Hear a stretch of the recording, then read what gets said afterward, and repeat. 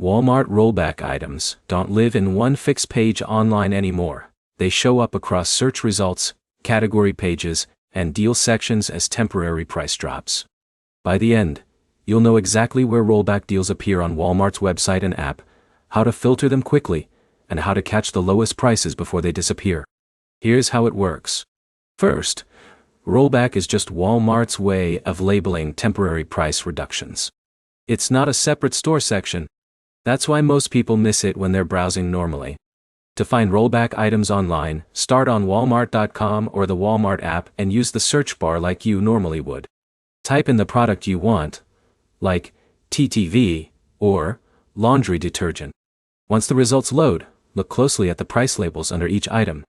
Rollback items are usually marked with a clear rollback tag next to the price. That's the easiest way to identify them without clicking anything. Next, use filters. After searching, tap the filter option and look for sorting options like price, savings, or special offers.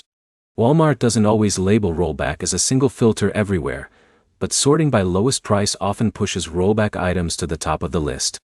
Another place to check is the deals or savings section on Walmart's homepage. This area groups together limited-time discounts, and rollback items often appear there even if they don't show up in your search results immediately. Now here's something most people miss. Rollback pricing can vary between online and store inventory.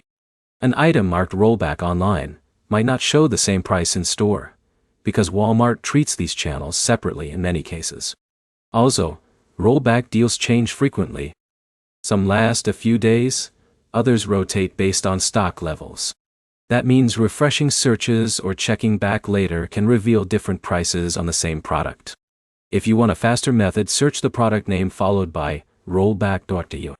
This forces Walmart's search system to prioritize discounted listings tied to that keyword pattern. The key idea is simple. Rollback isn't a hidden page. It's a label that shows up across different parts of Walmart's online system, and you have to catch it through search and filters. To sum it up, rollback items appear across search results. Filtering by lowest price helps surface them, and the deals section is the closest thing to a centralized hub. Next step is simple.